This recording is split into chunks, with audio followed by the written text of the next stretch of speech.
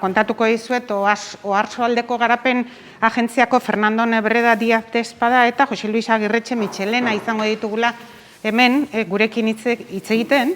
Fernando Nebreda Díaz de Espada zuzenbidean lizentziaduna da eta 93. urteaz geroztik Oarsoaldea Garapen Agentziaren zuzendari kudeatzailera eta Garapen Agentzien Euskal Elkarteko presidentea ere bada. Jose Luis Agirretxe Michelena Euskal Filologian lizentziaduna, 89. urteko ekainaz geroztik, Oarsoaldea Garapen Agentziaren Euskara Sailaren arduraduna da. Bien arteko solasaldian galdera honi erantzuteko gakoak emango dituzte, eta udalak elkartzen direnean nola eragin daiteke garapen agentzietatik. Euskal Herriko Garapen Agentziek eta udal elkartek euskarari dagokienez dituzten 3 zeregin izango dira abiapuntu. Erakundearen beraren euskararen erabilera plana alde batetik, erabiltzailei, hau da, herritarrei zen enpresei zerbitzua euskaraz ematea, eta 3. euskararen normalkuntza lan lerro izatea beren eguneroko egitekoen artean. Platoa prest, zue bisok xerita, oso ondo, hemen ditugu Jose Luis eta Fernando, zuena da hitza. Kaixo, Fernando. Kaixo, Joselu. Hasteko eskatuko nizuke gaia pixka bat kokatzearren Garapen Agentziek eta udal elkarteek gaur egun enpresei zein zerbitzu ematen dizkieten eta pixka bat Garapen Agentzien rola edo eginkizuna zein den. Lehenko eta behin ezatea, agentziak udal tresnak garela, ez? Udalek surtutako tresnak zertarako azkenian eskualde bateko garapena sustantzeko eta enplegua sustatzeko, ez? Eta enpresei dagokionez, bereziki guk egiten dugun lana da, alde batetikan, enpresen beharrak eta erronkak identifikatzea, bai aukera terminoetan edo gabezi edo behar terminoetan. Hori batetik. Bestetik, behin hori identifikatu ditugularik, saiatzen gara behar edo aukera horiek proiektuak bihurtzen, balio erantzia erakartzen duten proiektuak bihurtzen, eta proiektu horiek gero gauzatzeko beharrezkoak diren eragileekin konektatzea enpresa horiek. Eragile horiek izan daitezke beste enpresa batzuk, izan daitezke ezagutza kudeatzen duten zentroak, hala nola unibertsitatea edo prestakuntza zentroak edo zentro teknologikoak, edo izan daitezke finantzazioa ematen duten eragileak, entitate finanzieroak batez ere, edo administrazio publikoa, hainbeste elementu osagarri hornitzen dituena gaurko egunean. Eta, hortarako guk gure eginkizuna, gure lana, gure zeregina enpresekin zentatzen ditugu 3 lanlerro nagusitan. Alde batetik eragilei zuzenduta, eragileak mobilizatu, dinamitzatu eta prestatzeko ekinbideak, bestetik proiektuei begira, proiektuak esploratzea, inkubatzea eta garatzea, eta bukatzeko azpiegiturak eskaintzea edo hornitzea. Oso ongi. Iruditzen bazaizu, banan aletuko ditugu edo zerbitzu sorta bakoitza edo zertan datzan labur aletzen hasiko gineke. Lehenbizikotik hasi. Lehen aipatu dudan bezala, lehenengo lanlerroa izango litzateke eragileak mobilizatu, dinamizatu eta prestatu, ez? Azkenian, hor lortu nahi duguna da, azkenian proiektuak, balio erantzia ematen duten proiektuak atera daitezen, behar dugu testuinguru egokiak, ez? Eragile horiek elkarlanean hasi daitezen, eta hortarako testuinguru egoki horiek sortzen laguntzen dugu. Eta hortik nolabait proiektu aukerak identifikatzeko. Orduan, horren baitan sartzen ditugu adibidez, lan taldeak, tailerrak, enpresen dinamizazio asaldura eta networking jarduerak, sensibilizazio edo inspirazio jarduerak, webinarrak, jardunaldiak eta bar, eta prestakuntza espezifikoa ematen duten tailerrak. Hor, lortu nahi duguna da, esan dudan bezala, azkenean testuinguru egoki bat sortzea, eragileen artean, proiektu aukerak formulatu dezaten. Bai? Orduan,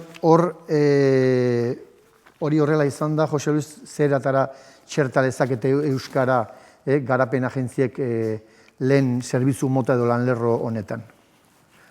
Bueno, ez dakit, lehenengo bloke hau edo lehenengo zerbitzu sorta hontan gakoa da informazioa ematea, bai? Informazioa ematea, komunikazioa, bai? Nolabait komunikazio ekintzak, eta zentzu hortan garapen agentziek egin dezaketen lehenengo gauza da nolabait euskarrietan edo publikatzen dituzten euskarrietan edo ekintza horietarako ateratzen dituzten euskarrietan euskara lehenestea, ez bakarrikan euskara bermatzea, baizik eta euskara lehenestea izan daiteke egiteko bat. Bigarrena izan daiteke nolabait horiek adibidez webinarrak, tailerrak, jardunaldiak eta antolatzeko orduan, horietan euskararen gaia mahai gainean jartzea, esplizitatzea, eta batez ere hartzaile izango direnei galdetzea euskaraz egiteko aukerarik izango litzateken saio horiek. Behintzat, azkeneko muturreraino saiatzea ekintza horiek euskaraz egitea izango litzateke. Hoi horrela izan ikan ere, nik uste garapen agentziei bai tokatzen zaiela urteko ekintza egutegian edo nolabait bermatzea zea bat, ezta? Nolabait gutxieneko bat, gutxieneko kuota bat euskaraz gauzateko liratekena, ezta? Gero hortaz aparte, nolabait erdaraz gauzatzen direnetan ere bermatu daiteke euskararen presentzia, izan daiteke irudian, izan daiteke euskarrietan, izan daiteke publizitatea egiteko orduan. Gero, beste alde batetikan oso garrantzitsu izan, eta nik honi garrantzi berezi ematen diot, aipatu ditugun eragile hauek badituzte beharrezko eragile batzuk, ezta? Izan daitezke ezagutza zentroak, izan daitezke adituak, izan daitezke finantza erakundeak. Kontua da, horiek errazteko orduan, garapen agentziek askotan egiten dituztela katalogoak eta zerrendak, horrelako zerrenda eta katalogoetan zerbitzu euskaraz eman dezaketenen katalogoak sortu daitezke, zerrendak sortu daitezke, eta hori erraztu enpresei. Eta azkeneko kontu bezala aipatuko nuke prestakuntza aipatu duzu, fase honetan edo langintza honetan prestakuntza antolatzen denean, gauza bera, webinarrekin eta jardunaldiekin esan dugun bezala, azken muturaraino zukutu beharko litzateke ekintza horiek euskaraz egiteko aukera, bai? Galdetuz, hartzaile izango direnei euskaraz egiteko aukerarik izango litzateken, eta behintzat, mailan gainean jarri beti euskaraz egiteko aukera. Hori da pixka bat, lehenengo bloke honetan, euskarari, nola baita zehar lerro gisa euskara sartuta egin daitekena. Bale, ba. Pues lehen aipatu dudan, bigarren lan hildoa edo izango litzateke proiektuak esploratzea, inkubatzea eta garatzea, ez? Horrekin zen dugu, adibidez, hor erabiltzen ditugu proiektuak esploratzeko tresnak, adibidez, bideragarritasun planak egiteko euskarriak eta gidoiak eta tresna bai paperean edo orain era digitalean, baita ere enpresen egoerari buruzko diagnostikoak egiteko programak eta euskarriak eta ekintzarako orientazioa emateko ere programak. Gero adituen laguntza, hor oso importantea da proiektuak zehazteko aholkulari espezifikoen laguntza. Eta gero ere oso importanteak dira fase honetan proiektuak gauzatzeko diru laguntzak, ze diru laguntzak dauden, laguntza zuzenak, horien inguruko informazioa ematea, eta baita ere izapidetzen o tramitazioan ere laguntzea, hori da egiten duguna. Orduan, bigarren lanlerro honetan, edo zerbitzu bloke honen bidez, nola eragin lezakete agentziek, nola ikusten duzu? Bigarren sorta honetan nik gako bat emango nuke, eta da nik horrela aipatzen dut askotan, eta da, hasieratik osagaien artean edo osagaien lapikoan euskara ere presente egotea edo nolabait hori bermatzen saiatzea, ezta? Orduan, zentzu hortan, proiektuak esploratzeko tresnak euskeraz egon daitezen edo prestatuta eduki beharko lituzkete garapen agentziek, esan duguna, bideragarritasun planak egiteko gidak, ereduak, garai batean ikastaroak ere egiten ziren, gaur egun hori gutxiago egiten da, baina horiek ere euskeraz emateko prestatu inberko genuke gure burua, bai? Gero bestetik aipatu duzu adituen laguntza jasotzen dela, aditu horiek homologatu behar izaten dute, eta homologaziorako irizpide ere hizkuntza euskara sartuko genuke, norabaiteko baloratzea behintzat euskara ere homologazio horretan. Eta nire iritziz bloke honetan garrantzitsuena da nolabait hizkuntzen kudeaketaren garrantzia nabarmentzea bai ekintzailei, enpresa berri bat sortzera da doazenei, bai sortutako enpresak, baina nolabait proiektu berriak abiatzera dihoaztenei, elkarlanean beste enpresa batekin, odena delakoa, hoiei nolabait nabarmendu hizkuntzak kudeatzearen garrantzia, ez? Eta hizkuntzak kudeatzearen bide hortatik, gure kasuan, euskara nolabait sartuko genuke aldagai gisa lapiko horretan, ezta?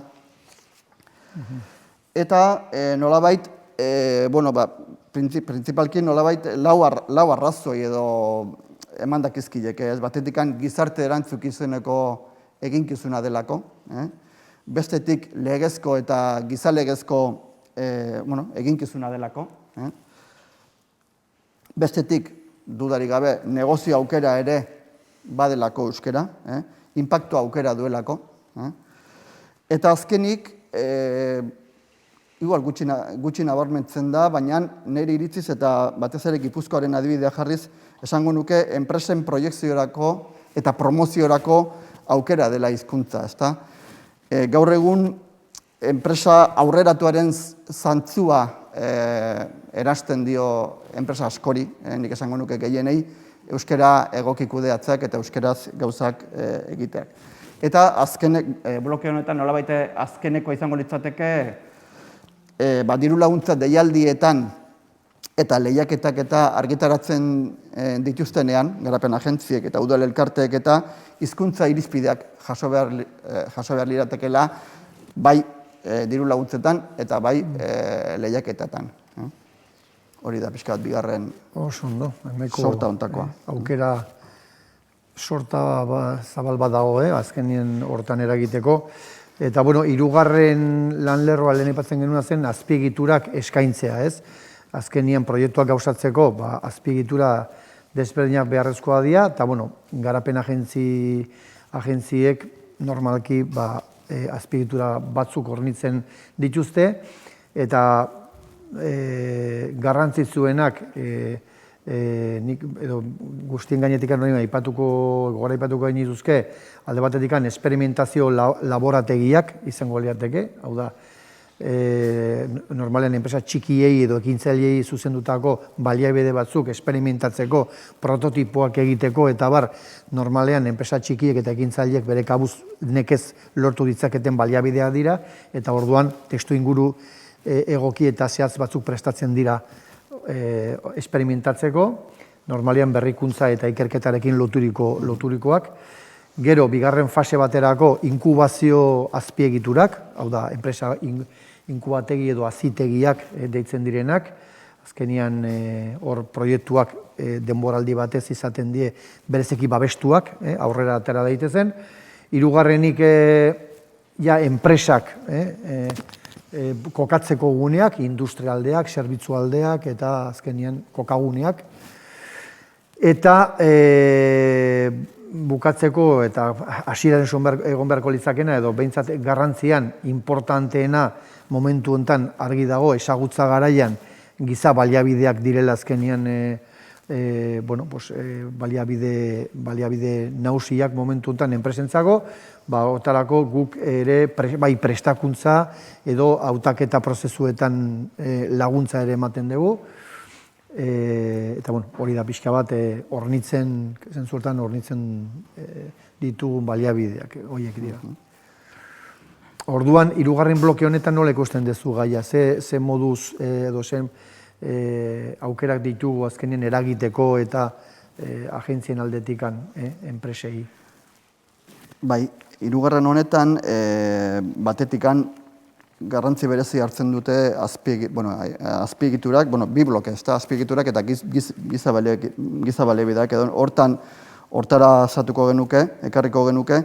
Eta lehenengo horretan, garapen agentzia bermatu beharko lukete azpiegitura horietan oso sinplea dirudi, baina hizkuntza paisaia euskeraz ere egon dadin bermatzea, errotulazioa, seinaleak, oharrak, ez dakit indikazio idatziak, eta bestetikan baita ere zentro horietan edo azpiegitura horietan egon daitezken bai tresna eta bai makinetako instrukzioak eta erabiltzeko eskuliburuak eta horietan ere euskara egotea nolabait landu beharko litzateke.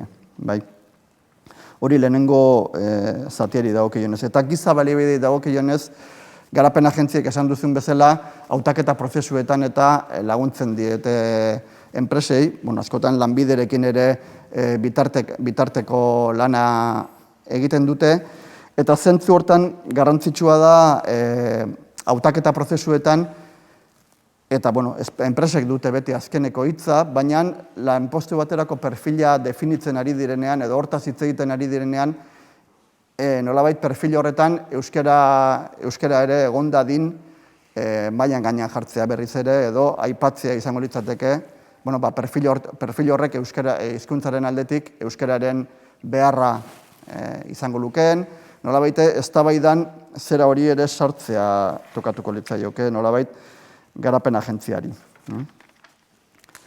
Eta esandakoa, azken erabakia beti enpresena da, baina nola labur esateko erabaki gehienetan euskara zeharlerro gisa sartzea bera ere, bere erabakia da, enpresaren erabakia da, baina nik uste, eta guk askotan hitz egin dugunaren arabera, garapen agentzioi eta udal elkarteoi bai badagokigu nolabait gaia ateratzea, gaia mai gainean jartzea eta hortaz ohartaraztea eragile horiek. Eta ez dakit, azkeneko gauza aipatuko nukena horrekin lotuta dago, eta da ez dugu ahaztu behar enpresek beti negozioa dutela helburu, nolabait, irabazi asmo bat dago atzean, eta zentzu horretan, erabiltzaile eta erosle edo bezerook badugu zeregina, ez da, nolabait, eskaera dago neurrian, enpresak ere mugituko dira, eta, hau, esan gabe dijoa, baina nolabait, guk dugun erosketa ahalmena kontuan hartuta edo erosketa erabaki horretan euskara lehenetsiz lagunduko genuke pixka bat engranaje hau guztia mugitzen. Eta ez dakit, nik bukatzeko, aipatu dugu nolabait modu oso mekaniko eta esan dezagun hotzean horrela beharko luketela gauzek, baina badakit zuk nola ikusten duzu lanketa hau egiteko ariketa, edo nola inbarko lukete garapen agentziek eta erakunde hauek lanketa hori. Zeharlerro gisa landu dadin edo ariketa hau nola egin beharko litzateke? Egia da hemen jorratu ditugu eta aipatu ditugu, hor dauden aukera zehatz batzuk, ez? Eta ekintza konkretu batzuk martxan jarri litezkenak. Nik bi dei nagusi nahi nituzke guain helarazi edo transmititu, bata da, nik uste oso lagungarria dela eta nik uste beharrezkoa dela neurri batean, norberak plan orokor bat nolabait diseinatu dezala bere egoerara egokitua nolabait, azkenean aipatu ditu ekintza isolatu batzuk, baina hori integrazia plan batetan egokitua eskualde horretan dauden baldintzetara eta errealitatera, batetik eta gero ere oso importantea denitzat egiten den gutxi edo asko hori azkenean hori egitea nolabait maitasunez eta iluzioz, eta ez bakarrik lan hotz bat edo lan tekniko hotz bat bezala, baizik eta saiatu behar garela transmititzen ere enpresari eta mai beste aldean dagoenari pixka bat ere gure atxikimendua eta gure engaiamendua eta konpromisua nolabait hizkuntzarekiko. Nik uste arlo subjektiboa ere oso importantea dela. Orduan bai ondo dago plan polit bat eukitzea eta ekintza eraginkor batzuk martxan jartzea, baina aldi berean pixkat arima ere jarri behar da hortan, eta hori transmititzen denean ikuset laguntzen duela hori gauzatzen. Eta hori da pixka bat bukatzeko esango nukena nire aldetik behintzat.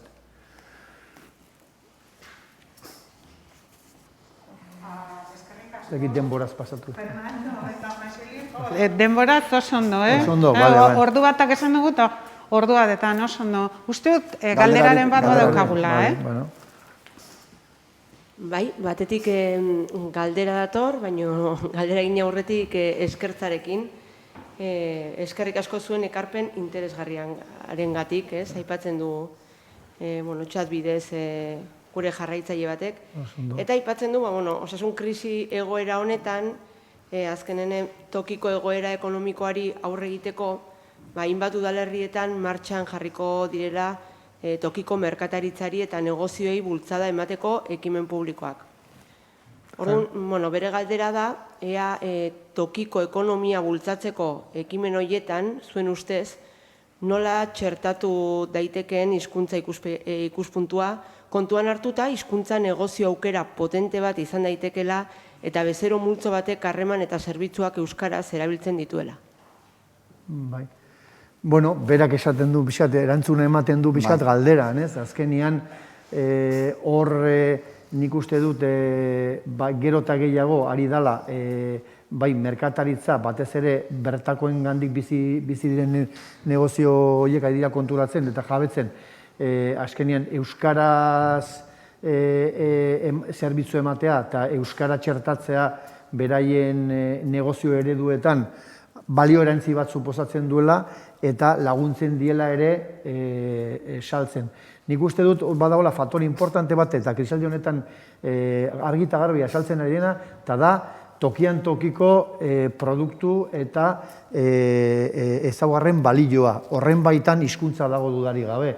Gero eta gehiago ari dela baloratzen, gero eta jende gehiago dira konturatzen, ezin dela bakarrika prezioa begiratu, igual interneten bidez lortu dezakezun gauza ez dakizula nundik datorren, baloratzen da jatorria, baloratzen da zeinek eta nola ekoiztu duen, orduan argi dago ere hizkuntza baloratzen dela eta zentzu hortan krisialdiak aukera bada hori indar gehiagoz txertatzeko. Gertutasun faktore bada. Hoi da. Honekin bukatu dugu, mila esker. Bueno, Eta orain,